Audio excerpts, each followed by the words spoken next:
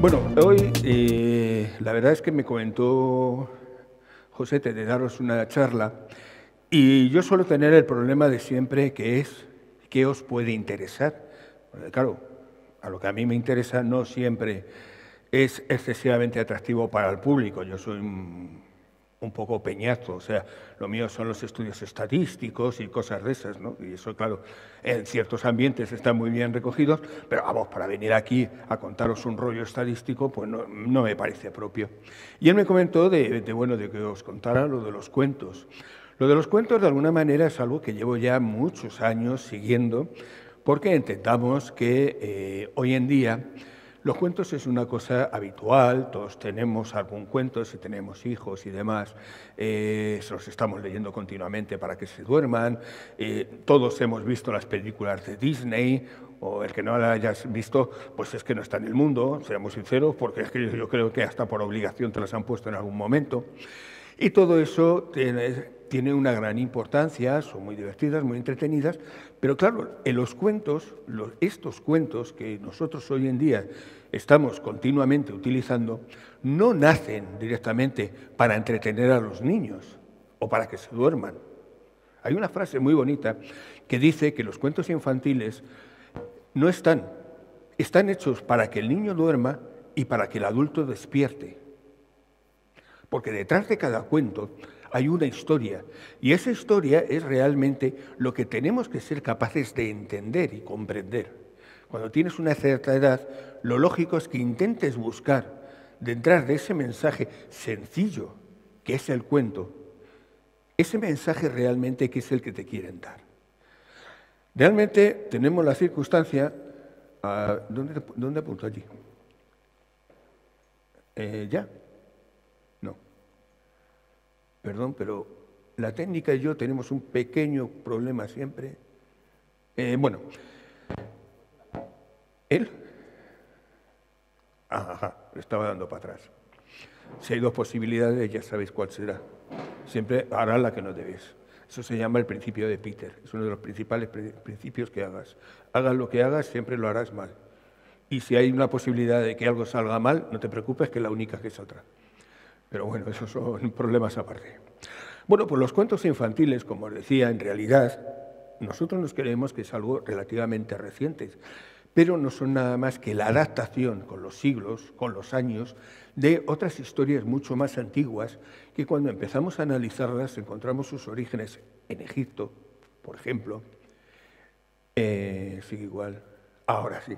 En la antigua Arabia, con aquello de las 1001 noches, porque claro, todos estos cuentos, según han ido evolucionando con el tiempo, han ido cambiando y se han ido adaptando a cada momento de la historia, porque entendamos que realmente el cuento es oral, no es escrito.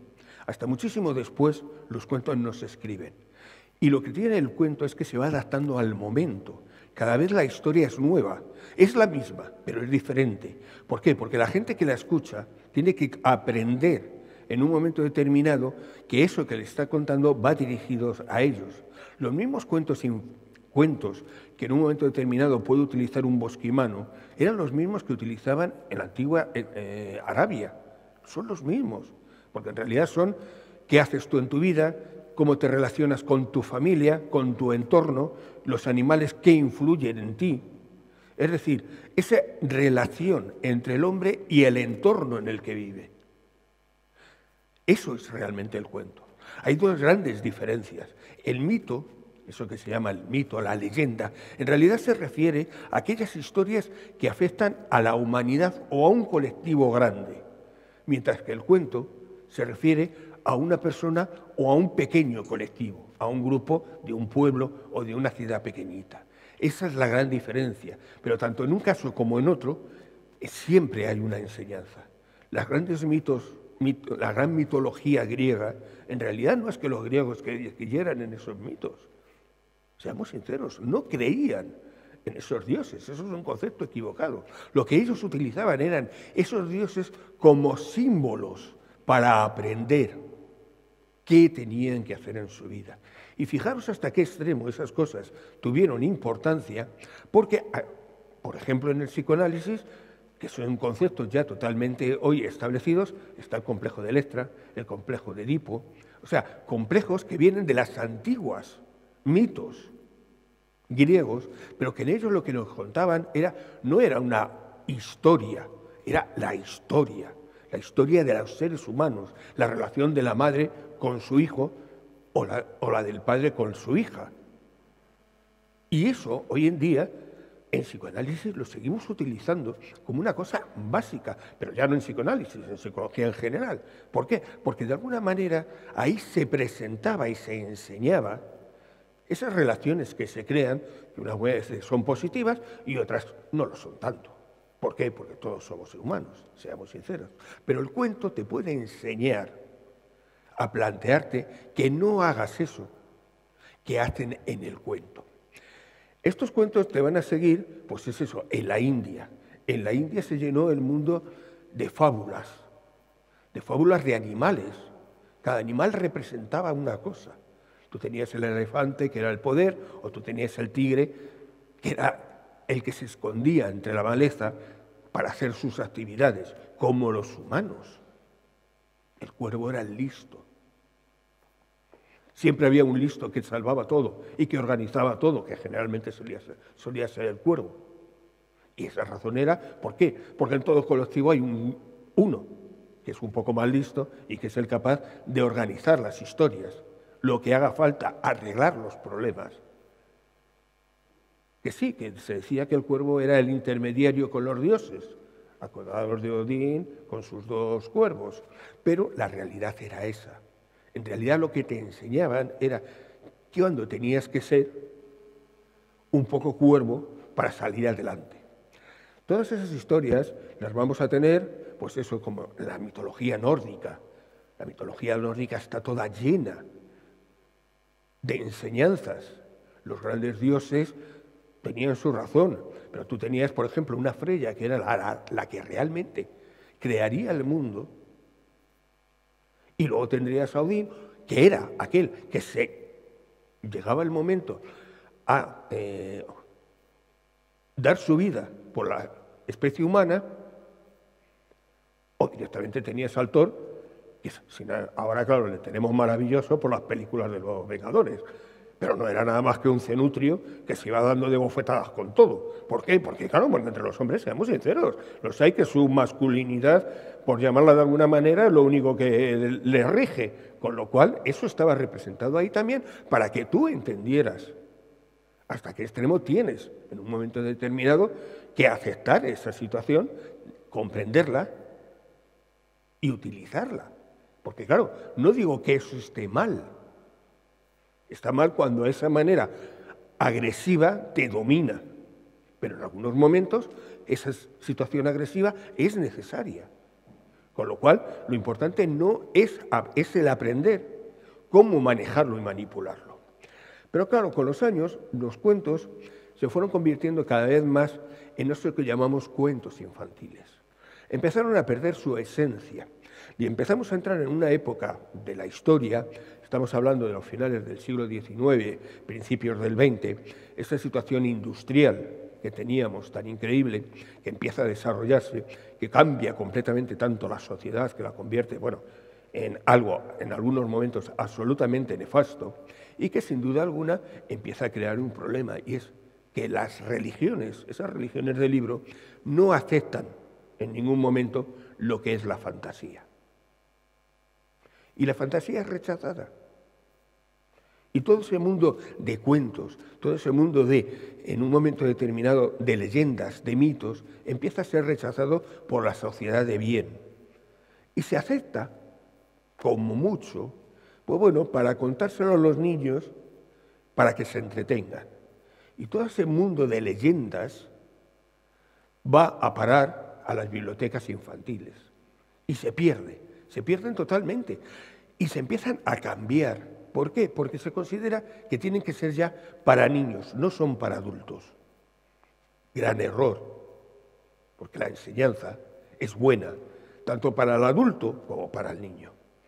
Y esta fantasía, poco a poco, va a ser cogida por una serie de autores que ya empiezan a crear toda una situación en un momento determinado dedicada única y exclusivamente a los niños. Cuando empiezan los primeros textos que ya se escriben, se pierde el valor oral. El valor oral tenía un gran valor. ¿Por qué? Porque según estabas contando la historia, tú la estabas adaptando directamente a lo que tu público quería. Con lo cual, la enseñanza era doble. Por un lado era el cuento y por otro lado la adaptabas a lo que considerabas que era necesario dentro del grupo en el que tú te movías. En los grupos chamánicos, en los grupos antiguos que llamábamos normalmente primitivos, porque claro, ellos tienen su cultura totalmente, estos tenían la circunstancia de que el chamán contaba la historia, pero no contaba, representaba. Y si te va a contar la historia del tigre, se movía como si fuera un tigre, porque tú tenías que ver cómo era ese tigre. Y tenías que ver el tigre en el chamán, porque era muy importante, porque de eso podía mañana depender tu vida. Todo eso lo hemos perdido. Hoy los cuentos se escriben y los leemos, pero claro, hemos perdido ese valor. Nos queda un gran valor, que es sin duda alguna esa imagen que tenemos en movimiento, el cine. El cine hoy se ha convertido realmente en los antiguos cuentos de chamanes que se hacían hace muchos años. ¿Por qué? Porque se representaba la imagen, se representaba el personaje, se vivía la historia. Y eso hoy podemos permitirnos el lujo de ir a una sala, meternos en una sala, nos dejen a oscuras y nos pasen la historia delante de nosotros. Esa es la gran recuperación que hemos tenido. Pero claro, el problema está que hoy en día todo lo que son esos cuentos que nos cuentan ya no son los originales. Porque claro, muchos de ellos, como los hermanos Grimm, tienen el inconveniente de que, claro, eran de una sociedad en que los niños tenían que aprender moral. Y claro, realmente todos estos que escribieron en un momento determinado los cuentos clásicos, lo que hoy consideramos los cuentos clásicos, en realidad eran gente de religión, eran de tipo protestante. Y el tema estaba que metieron en esas historias sus creencias, con lo cual muchas de esas historias las alteraron de tal manera que hoy en día es muy difícil encontrar la raíz real de ella. Pero esas historias las vas a tener con ellos, los vas a tener con Andersen, los vas a tener con casi todos los grandes escritores, porque ellos ¿qué hacen? Recuperan los cuentos tradicionales de las viejas, de donde ellos viven, ya sea en Inglaterra, Alemania, Austria, y todos ellos los van readaptando para hacerlos mucho más socialmente adaptados. O sea, eso que decimos, hoy nos quejamos de que, bueno, que todo se hace políticamente correcto, he aquí los culpables. Ellos son los primeros que empiezan. ¿Por qué? Porque tiene que ser una historia para niños y que los padres estén de acuerdo con ella. Con lo cual perdemos mucho del valor que esta gente de estos cuentos tenían. Y lo cierto es que llegó un señor llamado Walt Disney, nos hace públicos muchos de esos cuentos y entonces es cuando nos los mata del todo. Porque a partir de ese momento los cuentos infantiles se convierten en un producto infantil para niños y me vais a perdonar, un poquito tontos. Seamos sinceros, las historias de Disney es un negocio. Por encima de todo, Disney fue un gran negociante, seamos sinceros. Mucho de lo que hoy damos por base lo inventó él. Cuando hoy vas y te compras el merchandising del Capitán América, el muñequito, él lo inventó. Fue el primero que empezó a hacer merchandising de sus muñecos. Cuando nos vamos a un parque de atracciones, él lo inventó. Disneylandia, que nace de la idea de él, de que ya no era suficiente que la gente viviera la fantasía en la pantalla, sino que la viviera directamente. Que tú fueras a un parque de atracciones en donde vieras a Dumbo, a Pluto, a quien fuera, y te pudieras sentar en las atracciones más extrañas del mundo, porque la fantasía estuviera en ti. Era un visionario, hay que ser sincero, tan visionario que se arruinó 3 veces en su vida. Pero siempre supo sacar la historia adelante. Y hoy, mucho más de lo que creemos del mundo de la diversión, depende de lo que él inventó. Pero claro, en contrapartida, pues ¿qué hizo? Que sus historias fueran mucho más adaptables a la sociedad del momento, pero tan adaptables que en algunos momentos perdió su gran esencia. Porque la esencia, ante todo, de todos estos cuentos es que en el fondo había una enseñanza. Caperucita, seamos sinceros, la importancia de Caperucita no es el hecho de que se vaya al bosque y se encuentre el lobo, no. Caperucita es una niña que curiosamente está en esa edad que lleva una capucha roja, que le empieza la menstruación y que tiene que tener cuidado con muchos lobos que desde ese momento ya le van a ver como otra cosa. Y se va a cruzar con los lobos en el bosque. Porque claro, si analizamos el cuento, seamos sinceros. Vamos a ver, ¿qué madre deja a una niña irse al bosque? Ni aunque sea casa de la abuela. Pero bueno, esa mujer estaba tarada. Pero la realidad no es el cuento, es lo que nos muestra el cuento. Niña, ten cuidado que cuando empiezas con la capucha roja, te conviertes en mujer. Y ya la cosa de tu vida cambia. Ese era el cuento. Que sí, que luego nos han puesto toda esa historia del leñador que viene, que mata al lobo, que no sé qué. Vale, muy bien, todo eso Andersen y familia lo pusieron muy bonito para poderlo vender mejor. Pero el cuento original, el lobo se comía a la abuela y se comía a la niña y aquí hemos acabado y después gloria, como dicen por ahí.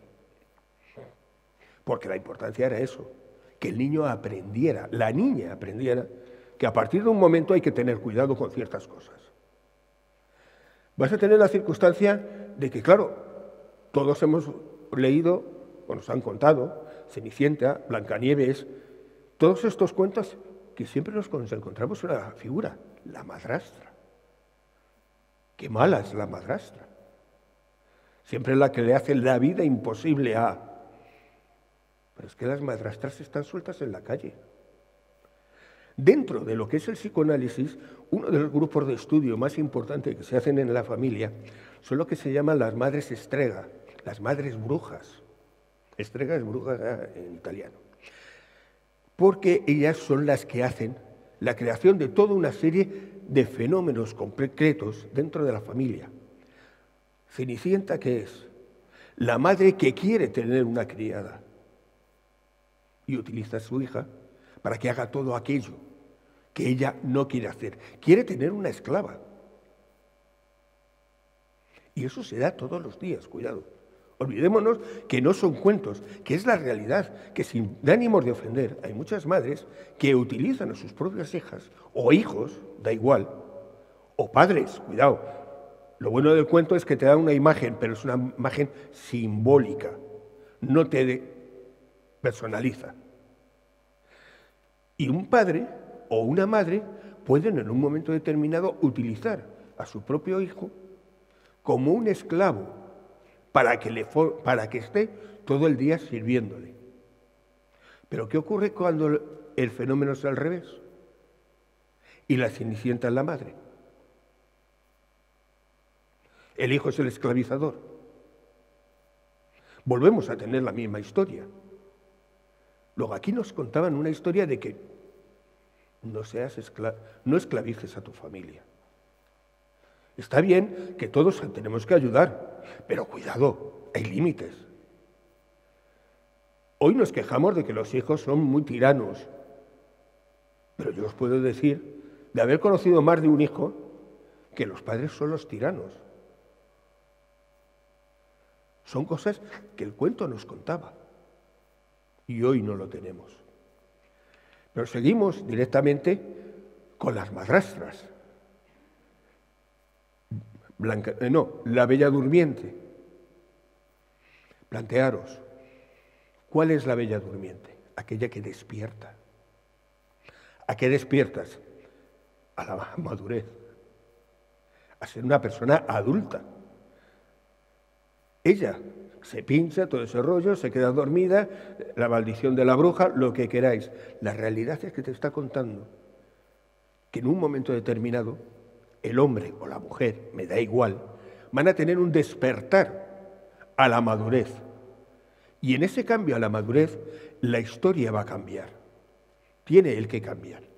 Pero claro, el cuento te dice, no, y la reina, la princesa, se casará con el príncipe y serán felices y todo ese rollo.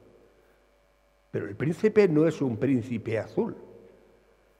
Entendamos que el ser humano tiene parte masculina y parte femenina. Y mientras no seamos capaces de integrar esos dos elementos en uno mismo, nunca vas a ser capaz de tener esa madurez, esa vida plena, que es la que se supone que tienes que despertar cuando tú llegas a la adolescencia. Claro, hoy en día nos quejamos, ¿no? Es que los niños no maduran.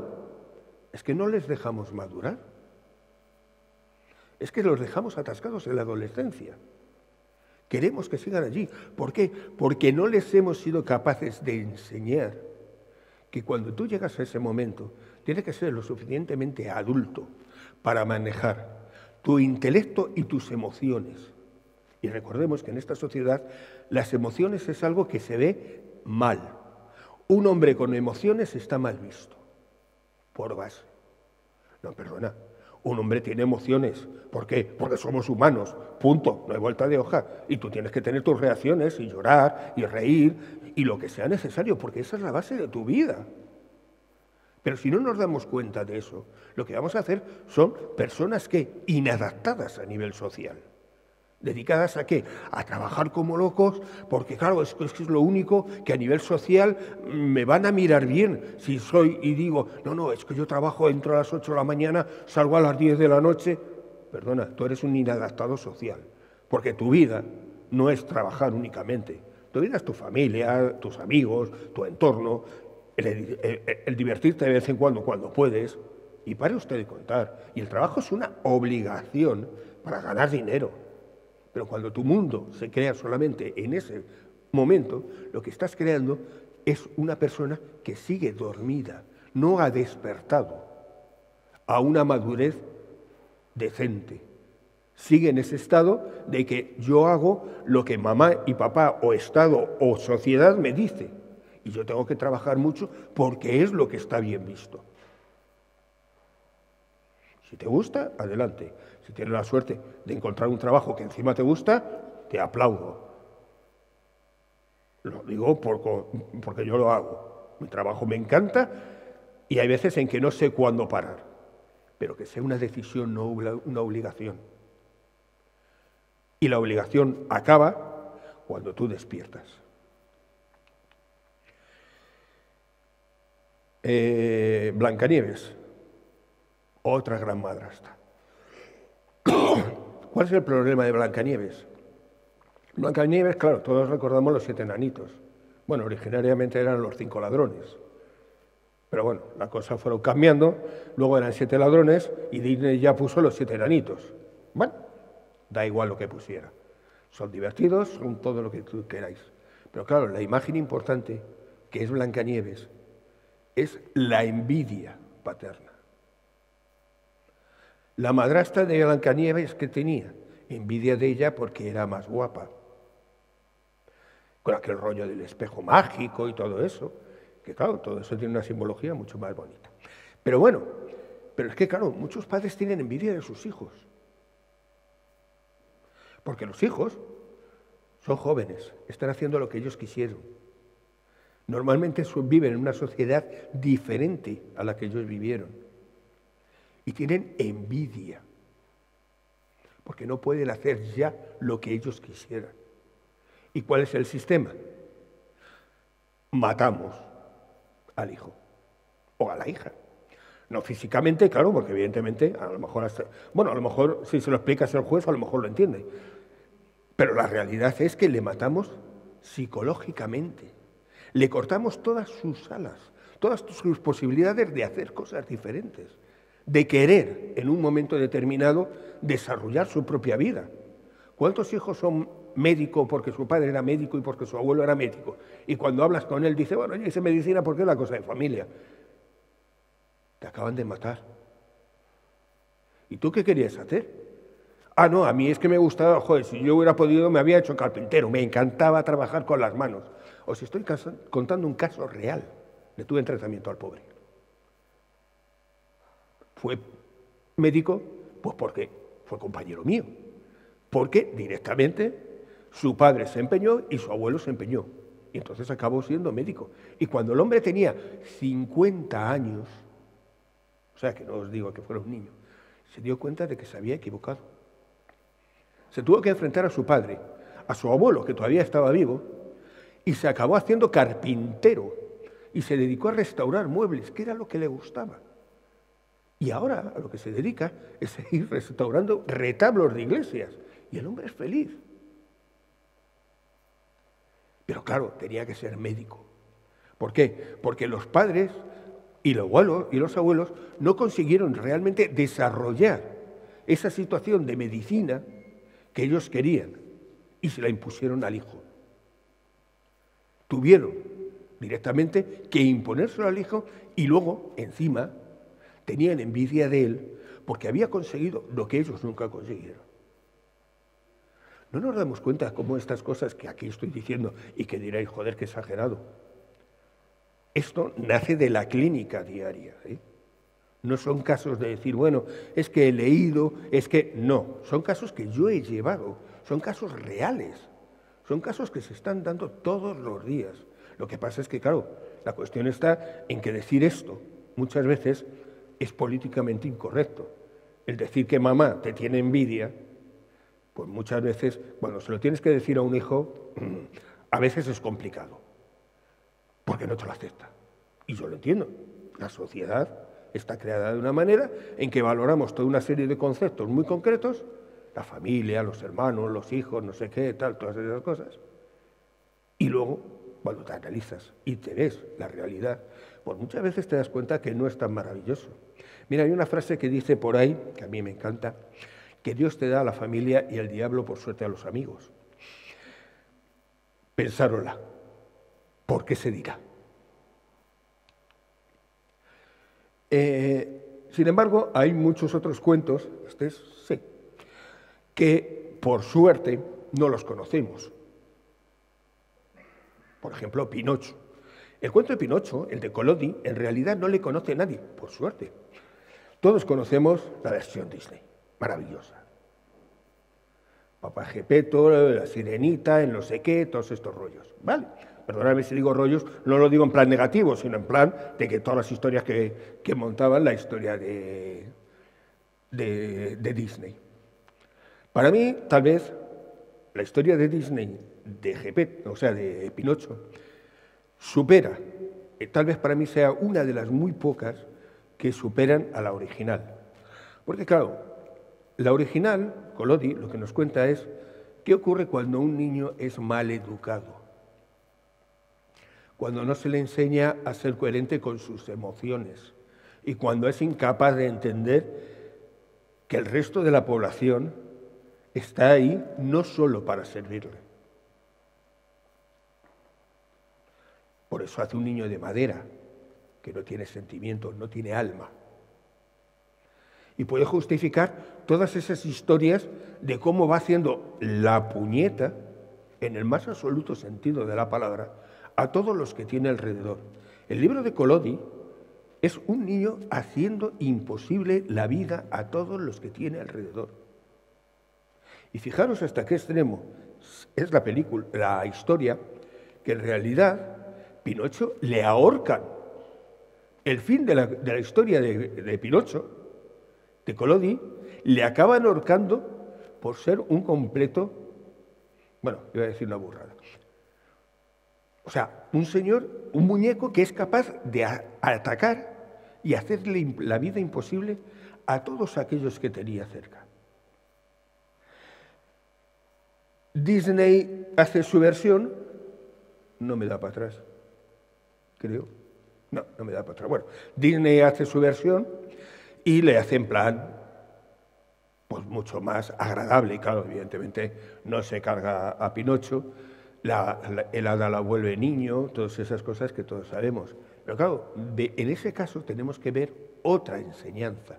Porque ahí, sin duda alguna, aparte que para mí y para mucha gente, Pinocho es la mejor película que ha hecho en los estudios Disney en toda su historia, tiene la característica de que nos cuenta la historia de alguien que saliendo de la madera es capaz de llegar al espíritu. Una imagen muy masónica.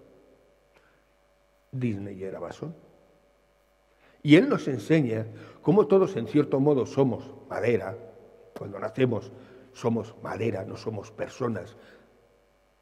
Y que tenemos que por ese proceso de aprendizaje y de maduración que hace el muñeco, puedes llegar a ser la figura verdaderamente de un hombre.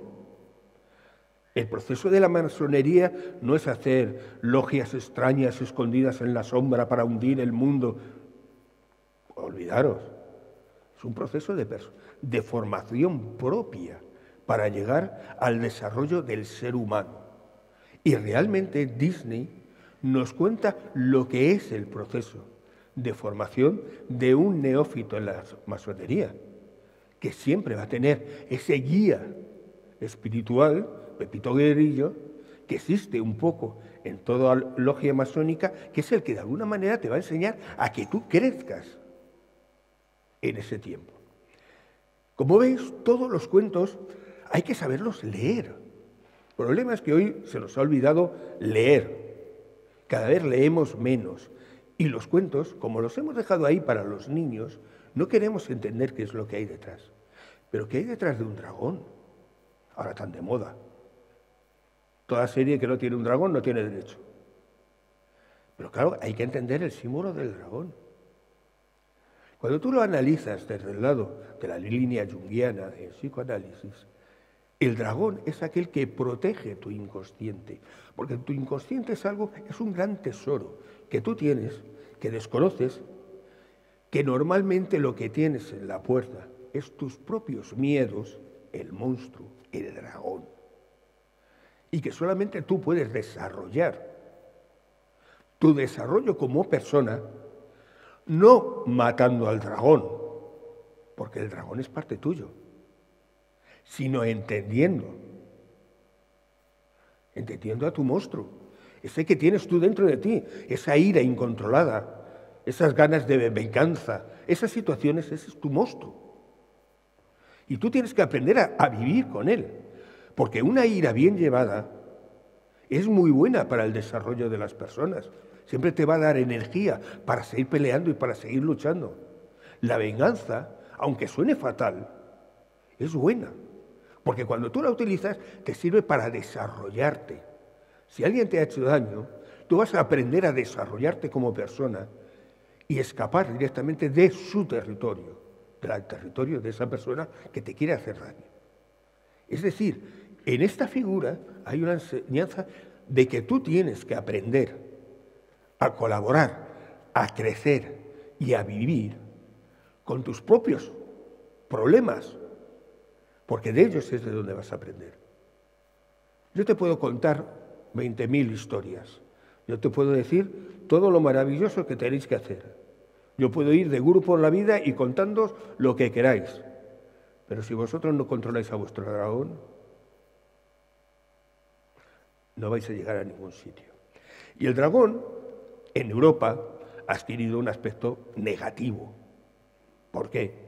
Bueno, pues por esa razón de que la Iglesia Católica, lo que era la serpiente, que era el gran dragón en Europa, ese animal capaz de ser el símbolo de la inmortalidad, de regenerarse a sí mismo y de ser el que se encontraba normalmente como símbolo del conocimiento, pues claro, choca con esa idea de la serpiente en el paraíso, lo de la manzana y todos estos rollos, y a partir de ahí se establece esa situación de que no, el dragón es malo. Pero el oyente, el conocimiento, te le da el dragón. El dragón va a ser el que te dé el conocimiento del aire, del agua, de la tierra y del fuego, de los 4 elementos. Y tú solamente vas a poder realizar ese proceso alquímico realmente de modificación tuya para alcanzar ese punto de desarrollo personal que realmente es lo que necesitas, cuando eres capaz de ponerte de acuerdo con tus dragones, con tus 4 dragones. Claro, entre nosotros, la imagen es la de San Jorge, que mata al dragón, libera a la princesa, pero ¿qué hay aquí? Eso es lo que nos dan, lo que nos cuentan. Pero aquí estás hablando de que San Jorge, ¿qué libera? Su imagen femenina. Todos somos hombres y mujeres. Todos tenemos esa mentalidad. Hay factores que son claramente masculinos, un poco más, pues eso, el desarrollo, la violencia y demás, y hay otros factores que son femeninos. El cuidado, la protección, son factores que socialmente están totalmente admitidos. Y nos empeñamos en separarlos. No. Porque todos tenemos que tener todos esos factores. Un padre necesita ser protector con sus hijos. Si no, no es que vaya a ser un mal padre, es que no es nada. Durante generaciones en este país, el padre era un señor que decían que trabajaba, que venía de vez en cuando a casa, que le veía los fines de semana, y como mucho, te decía, cállate que estoy pendiente de la quiniela. Y esa era toda tu relación. Había personas que lo entendían bien, cuidado, o sea, no vamos a decir que todos, pero un porcentaje muy alto sí era aquello.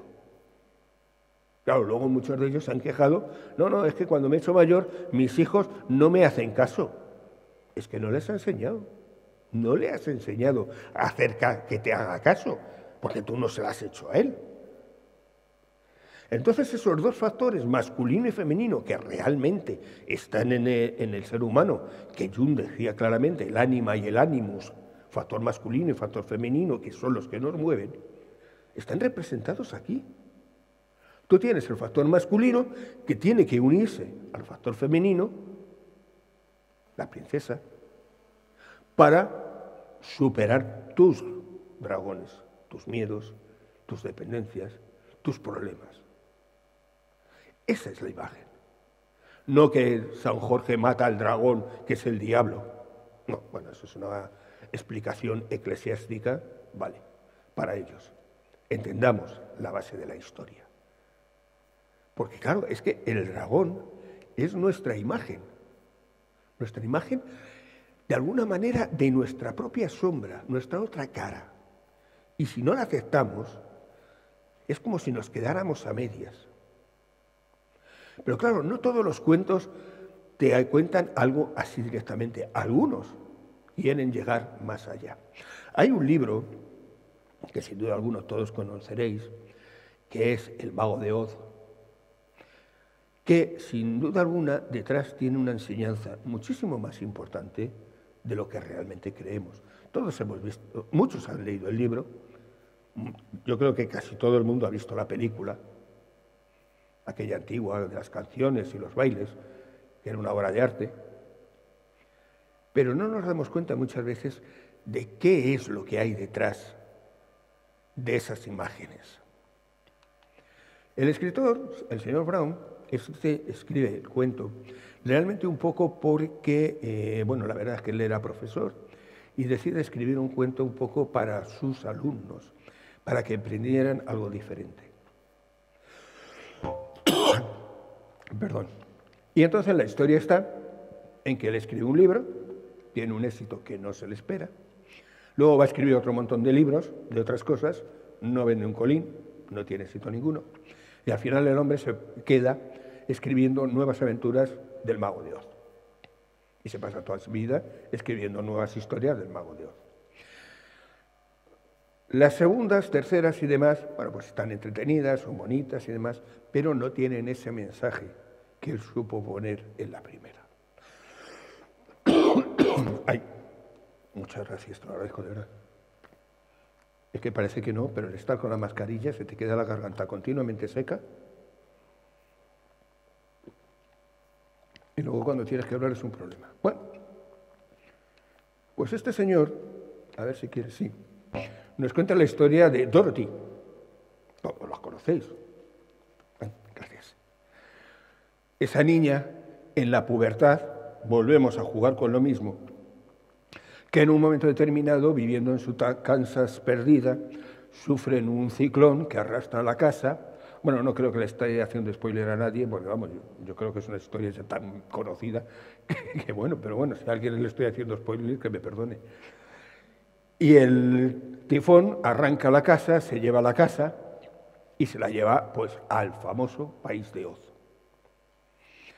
En un país en el cual ella evidentemente se encuentra perdida y que decide que tiene que ir a ver al gran mago para ayudarle a volver a Kansas, a su casa.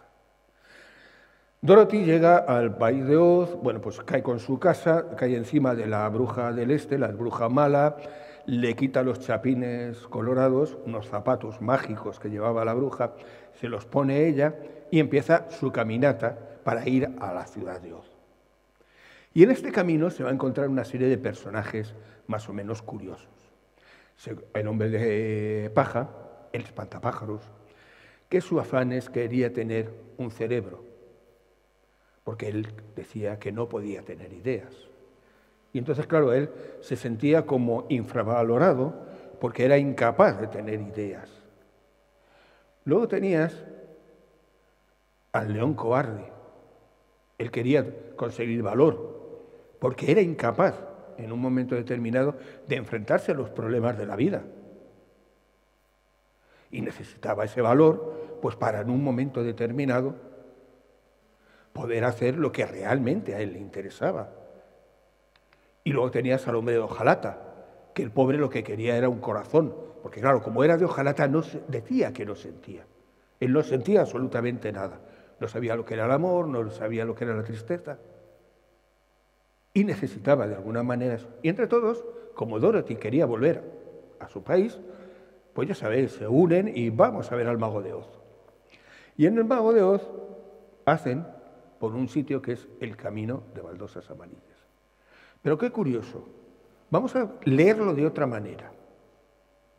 He aquí una niña que empieza a ser adulto y necesita ¿el qué? Un cerebro, madurar, valor para enfrentarse a la vida y un corazón para poder amar. ¿Y ese camino cómo le vas a tener? Un camino marcado, determinado por las baldosas amarillas, porque si tú te salías de ahí, te perdías.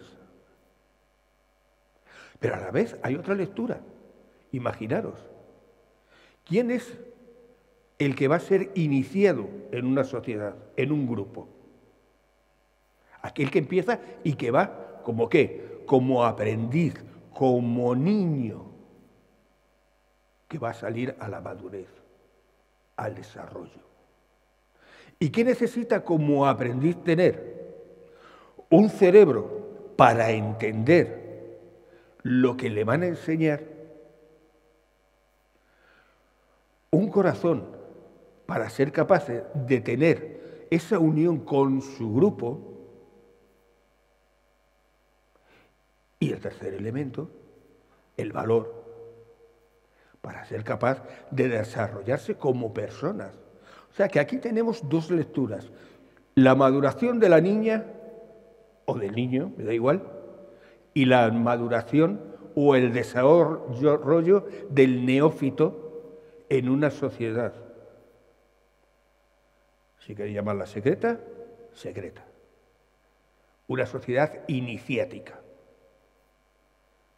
Y en los dos casos no te puedes salir del camino, porque si te sales, te pierdes. Un iniciado tiene que seguir un camino concreto de aprendizaje para llegar a ese punto supuestamente que quiere buscar. Si se sale, se pierde. Cuando hablamos en Oriente, cuando se habla en Oriente, de eso de que no, es que cuando tú haces el desarrollo como persona a nivel Buda, hay una etapa en que te pierdes, cuando te salen supuestamente, pues eso, toda una serie de capacidades paranormales y demás y tal, situaciones que tú no vas a entender, pero ¿qué hacen? Que te pierden realmente de tu camino. Eso no es importante. No es importante las flores que ella va a ver alrededor, ni los objetos que pueda ver alrededor. Lo importante es su camino. Pero si no sigues ese camino y te sales, te vas a perder en lo que se llama el maya, en la mentira, en lo que no es real. Y así tienes que Dorothy sigue su camino y llegan a ver al mago de Oz. ¿Y qué se encuentran? Un cara dura. Uno de los muchos que hay. Porque claro, cuando Frank Brun escribe ya su libro, las sectas eran una cosa normal y las religiones establecidas más todavía. Y para él estaba claro que tú ibas a ir a ver a quién. Al gurú que te iba a salvar porque te iba a hacer volver a tu casa, al otro le iba a dar el corazón, etcétera, etcétera, etcétera.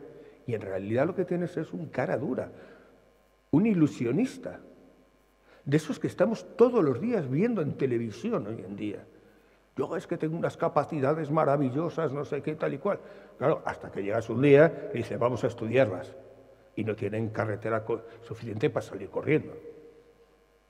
Claro, yo he estado en la Sociedad Española de Parapsicología, no sé ya cuántos años han sido, he llegado a ser el presidente y hemos estudiado a mucha gente de estas que llegaban diciendo, no, yo es que tengo unas capacidades, no sé qué.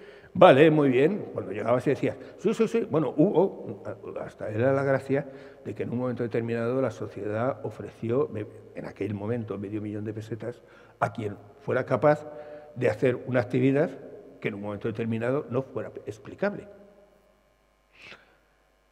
Vinieron de todo tipo. Bueno, claro, la historia era sencilla. Cuando llegabas y decía, no, porque yo soy capaz de adivinar, no sé qué tal, vale, muy bien, vamos a estudiarlo, muy bien. Venga, ahora mismo, no, mira, hay que hacer un diseño de estudio.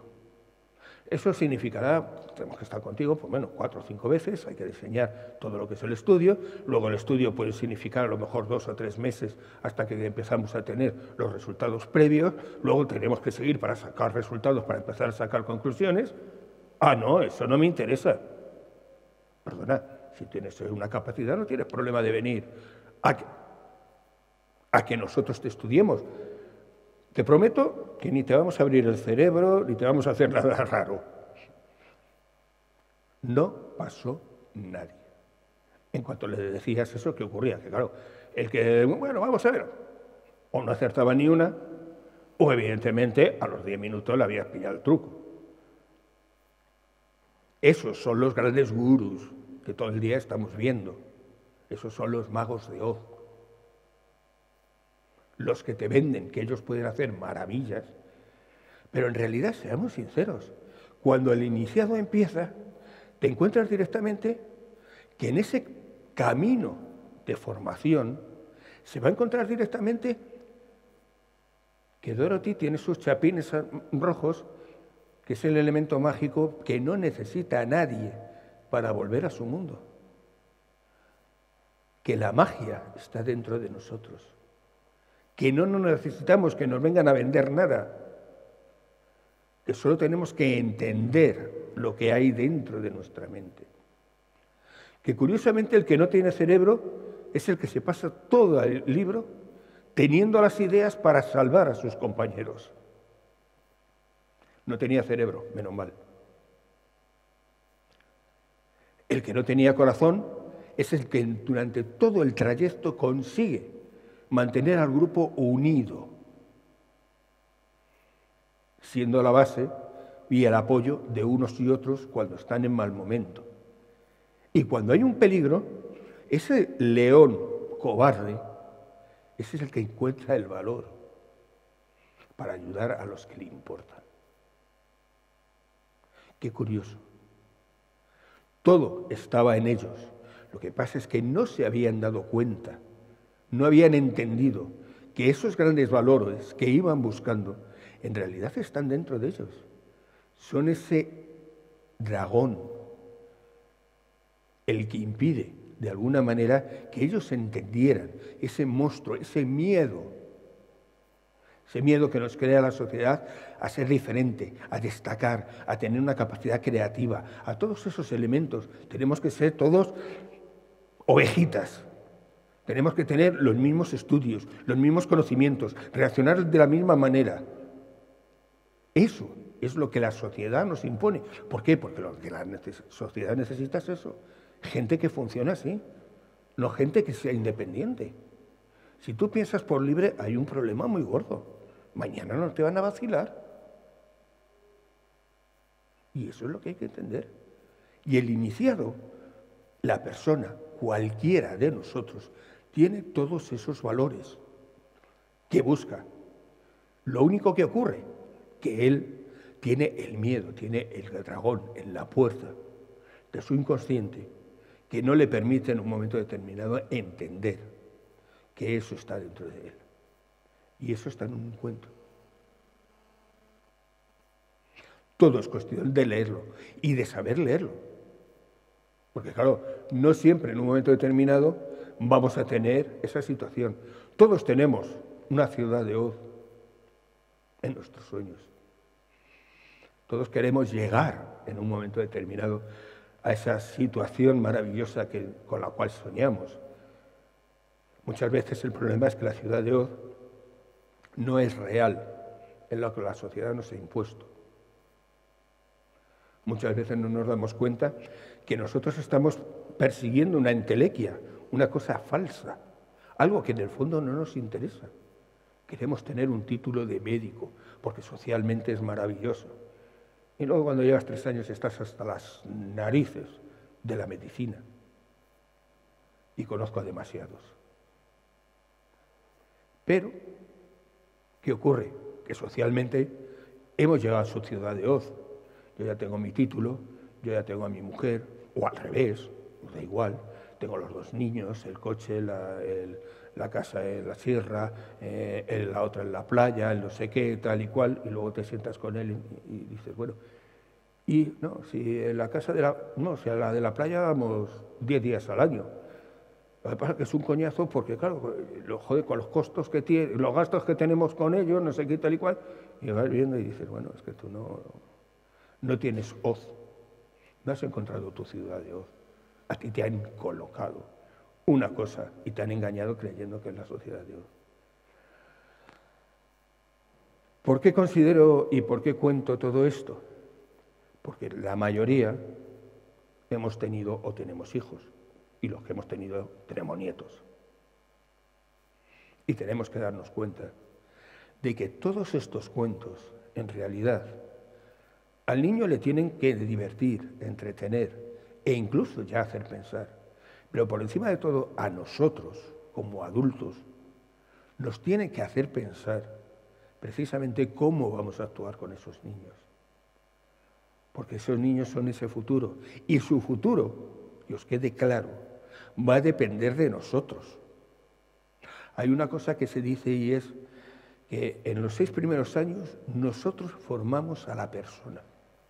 En los 6 primeros años.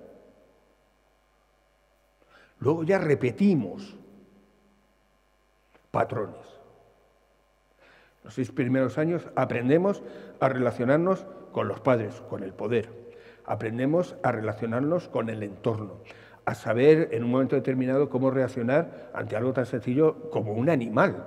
Todo eso lo aprendemos en los 6 primeros años. Nuestro cerebro, cuando nacemos, es como un ordenador vacío y nosotros le vamos enseñando.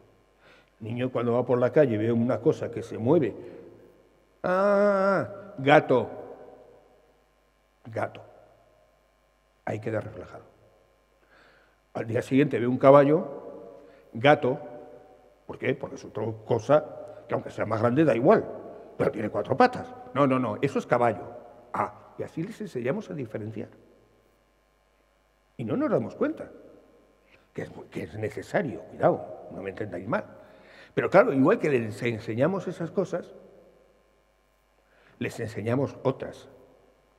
Y ahí es cuando sale la madre estrega, cuando sale el padre demasiado dominante, cuando salen todos esos elementos que son normales en la sociedad y que son los que de alguna manera luego van a actuar sobre ese niño. Y ese niño cuando tenga 18 o 20 años, luego conseguirle quitarle muchos problemas de ese tipo son muchas horas de terapia. Y entendamos que los niños son un préstamo. En la antigua Grecia los hijos no eran de nadie, los hijos de dinero, cuidado.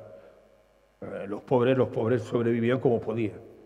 Pero los hijos de dinero, en realidad, acababan en colegios especiales, en sitios especiales, donde les enseñaban, para que los padres no los manipularan ni los alteraran. Porque lo que importaba en Grecia era tener gente formada, filósofos. Y sin embargo, el problema de lo otro era lo común. ¿Y qué ocurrió cuando llegó Roma? Que el funcionamiento era al contrario. Y entonces, ¿qué establecimos? Un derecho romano donde las mujeres no tenían derecho, bueno, estabais por debajo de los perros, la existencia de la propiedad privada solamente de algunos, no todo el mundo tenía derecho, el funcionamiento de la esclavitud como elemento básico, porque si quitabas aquello, el imperio se venía abajo, y esa es la política que nosotros seguimos viviendo. No la griega, la romana.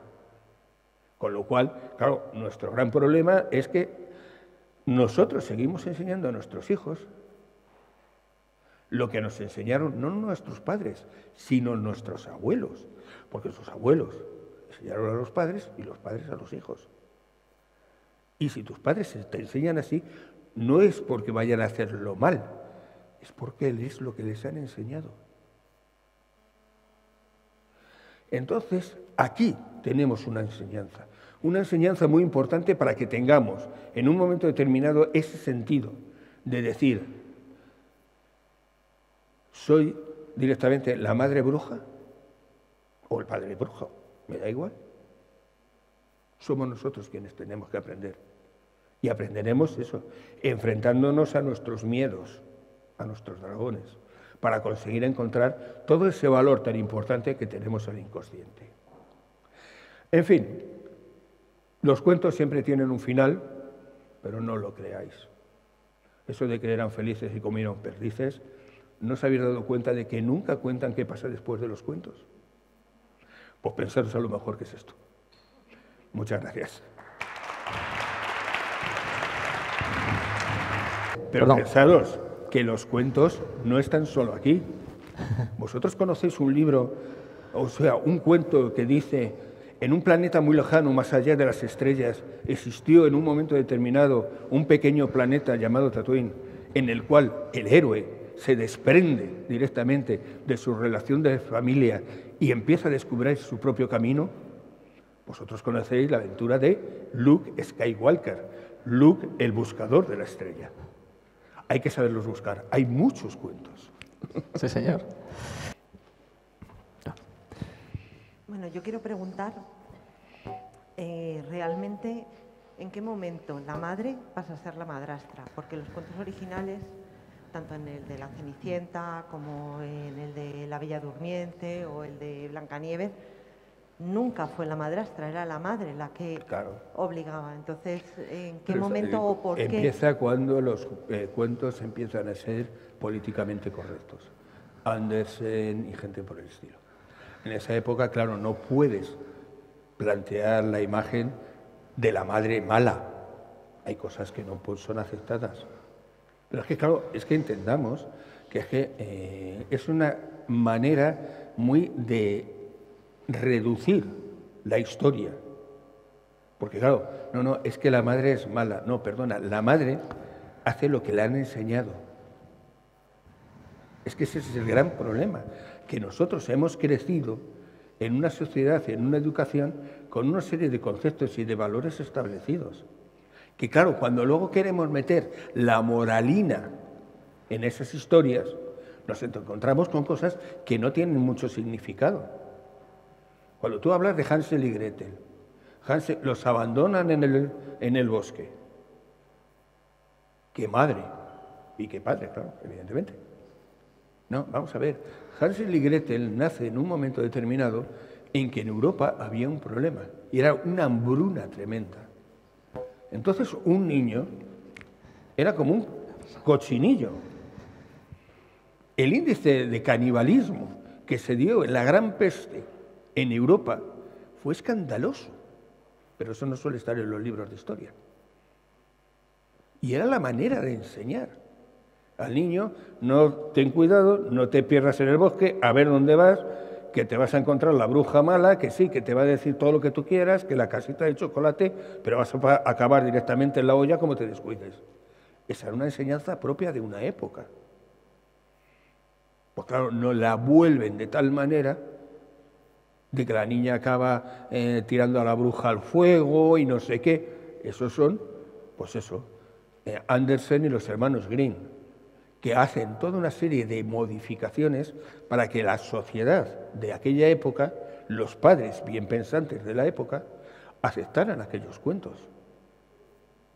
Porque claro, el trabajo que ellos hacen de recuperación de historias, si hoy en día se tuviera que hacer, se haría de una manera muy diferente.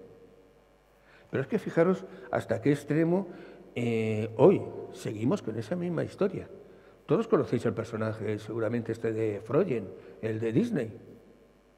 ¿Sabéis qué es Freya, la diosa nórdica? Es una alteración directamente de la imagen de Freya, la diosa nórdica. Y nos la han vendido ahora, pues bueno, como el gran personaje, directamente de Disney, qué bonito, qué maravilloso. La historia de Freya es maravillosa. La han cambiado, la han readaptado, nos han quitado los gigantes malos, nos han quitado toda una serie de elementos para dejar directamente lo que nos querían vender, la señora del hielo. Pero es que eso lo estamos viviendo todos los días.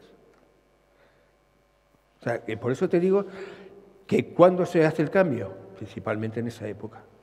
En esa época es cuando se hace el gran cambio a nivel de los cuentos infantiles para adaptarlos directamente más a lo que es socialmente aceptable en aquella época, y a partir de ahí, seamos sinceros, es que se siguen cambiando. Y claro, con el tiempo cada vez se cambian más, porque hoy se considera que los cuentos tienen que ser una enseñanza del niño a nivel moral. ¿Por qué? Es que olvidémonos de los buenos y los malos, y que los niños tienen que ser buenos, y que los niños son niños. Lo que hay que enseñarles es a controlar sus emociones, no directamente a esconderlas. Y eso era la enseñanza de los cuentos. Que hoy, claro, sin duda alguna, hoy lees la mayoría de los cuentos infantiles que se están vendiendo en librerías y demás, y sinceramente lo único que tienen es esa moralina de que el niño tiene que ser bueno y no ser malo y no sé qué y no sé cuánto, dependiendo de, y luego si le meten los rollos estos de ahora, de que tiene que haber un niño y una niña y un negrito y un no sé qué, y claro, lees el cuento y dices, pero bueno, es este señor ¿qué ha querido decirme? Claro, eso se lo cuentas al niño y el niño se te queda con cara como diciendo, vale, ¿y ahora qué? Espérate que me voy a ver el Bob Esponja. Es que es así. Es que es algo que tenemos que entender. Los cuentos clásicos tienen un mensaje. Los actuales lo dejamos ahí. Pero los antiguos tienen un mensaje que tiene que llegar al niño. Y el niño lo entiende. Cuando hablamos de que la bruja se come al niño y demás, sinceramente no hay crueldad. Porque el niño entiende el juego. Cosa que nosotros hemos perdido. El adulto hemos perdido el juego, la posibilidad de jugar, de divertirnos, de hacer el tonto si es necesario para pasar el rato y divertirnos. Nos cuesta el hacerlo. Porque la sociedad, por favor, un adulto jugando, ¿pero qué dices? Lo hemos perdido. Pero el niño todavía no. El niño entiende perfectamente lo que es la historia y el juego. Es lo que dice, no, es que los niños ven la televisión y ven muchos asesinatos. El niño entiende que eso es un juego. Si el niño asesina, vamos a mirar que ahí hay otra cosa. Y a lo mejor a quien tenemos que empezar a tratar es a los padres. Pero el niño no va a hacer daño a nadie porque lo haya visto en un videojuego o en la televisión. Eso es un juego.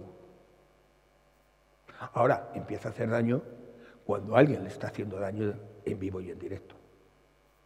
Y eso ya es otra enseñanza. Por eso os digo que, de alguna manera, a partir de Andersen, de los hermanos Grimm y demás, hay una gran pérdida del valor de los cuentos, pero aún, a pesar de ellos, todavía siguen manteniendo una enseñanza. Bueno, tenemos otras 2 preguntas, vamos a ver si podemos resumir en 5 minutitos. Hola Manuel, buenas tardes. Preguntarte, ¿por qué en muchas películas de Disney los personajes principales o son huérfanos o les falta un madre o el padre o algo? No, pero muchas, no es que sean... Mira, por una razón, porque, vamos a ver, o sea, estamos hablando de que Disney, a su manera, el tío controlaba mucho dentro de lo que era el mundo de los cuentos, mucho más de lo que parece. Porque, bueno, él estuvo en un grupo paralelo a la masonería, aprendió muchísimas cosas de la simbología que tenían los cuentos. Entendamos que la simbología de los cuentos es una cosa que se empieza a valorar hace 4 días. Empiezan directamente, se puede decir casi desde Jung en adelante. Anteriormente el cuento era el cuento y para usted de contar. Lo que pasa es que a partir de ciertas personas como Jung, Joseph Campbell y demás, empiezan a valorar el mensaje del mito. Y el cuento no deja de ser nada más que un mito más pequeñito, no es otra cosa.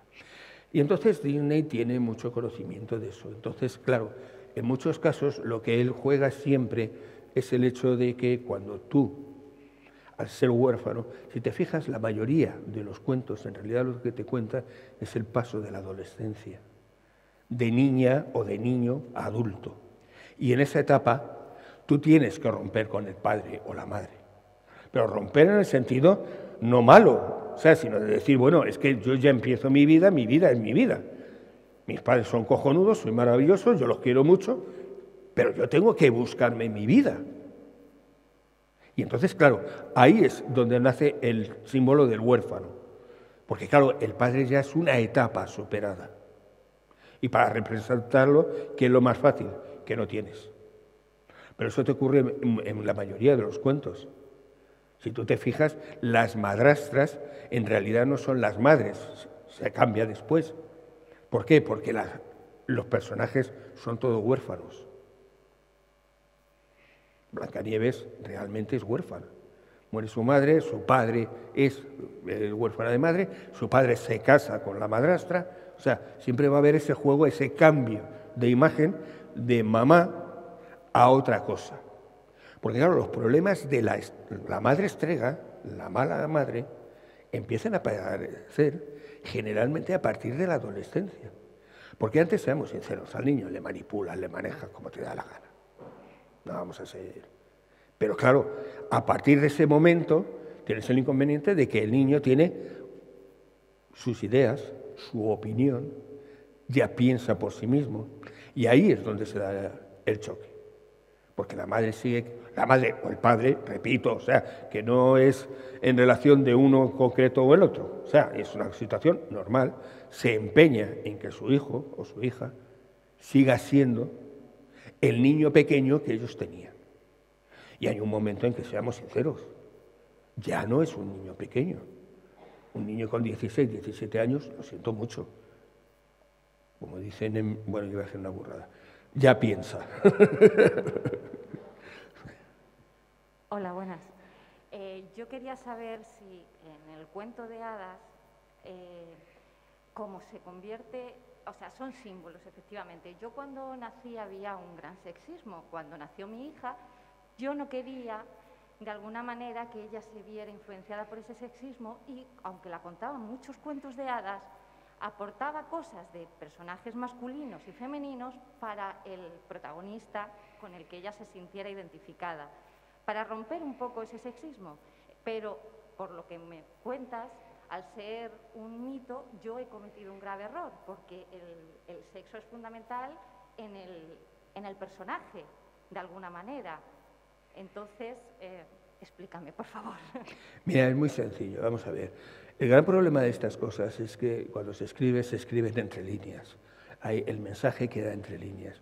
Cuando tú lees la historia típica de Blancanieves, Cenicienta, que acaban con el príncipe azul, el elemento más sexista que uno pueda encontrar, porque si no se casa con el príncipe parece que no sirve para nada la pobre mujer. En realidad lo que te está diciendo es otra cosa distinta. El príncipe azul es el símbolo de la madurez, es el símbolo del tú haces lo que quieres, de que a partir de una edad concreta tú tienes que empezar a funcionar por ti mismo. Cuando la Bella Durmiente se casa con el príncipe azul, se van a vivir al castillo del príncipe azul. Es decir, se va a hacer su vida. ¿Me entiendes? Que es un símbolo, que el príncipe azul no es que se vaya a tener que casar con un príncipe. Bueno, ya sabemos cómo funcionan esas cosas, ¿no? Un príncipe en España había uno, se casó una señora y dicen que están a matarse. O sea que no salió la cosa muy bien, lo de las perdices no funcionó muy bien. Pero bueno, pero es otra cosa. En realidad es el símbolo, cuando tú llegas a una madurez como persona, como mujer, a partir de ese momento tú tienes que buscarte tu vida. Y el príncipe o el rey es el símbolo de tu independencia. Cuando tú echas las cartas del tarot, el tarot tiene toda una simbología, hay que las utiliza para adivinar el futuro y demás, yo ahí no me meto, pero el tarot tiene toda una simbología por imágenes. Cada imagen es un arquetipo junguiano, y en cada imagen te va a representar eso. Claro, el principal arquetipo que tú tienes es el del emperador. Y dices, pero bueno, es que claro, lo importante es ser emperador. No, lo importante es ser maduro, haber crecido como persona y tener tu propio poder de decisión, que ese es el emperador. ¿Me entiendes?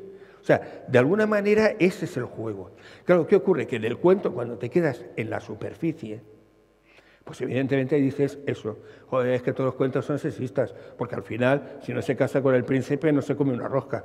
No, es que lo que hay que saber explicar es que el adulto es el que tiene que entender el cuento para explicar al niño y decirle, no, mira, tú cuando seas mayor, en realidad serás como ese príncipe. Princesa, me da igual, pero serás como aquel que consigue hacer lo que le gusta, lo que quiere, y eso es lo que tienes que conseguir.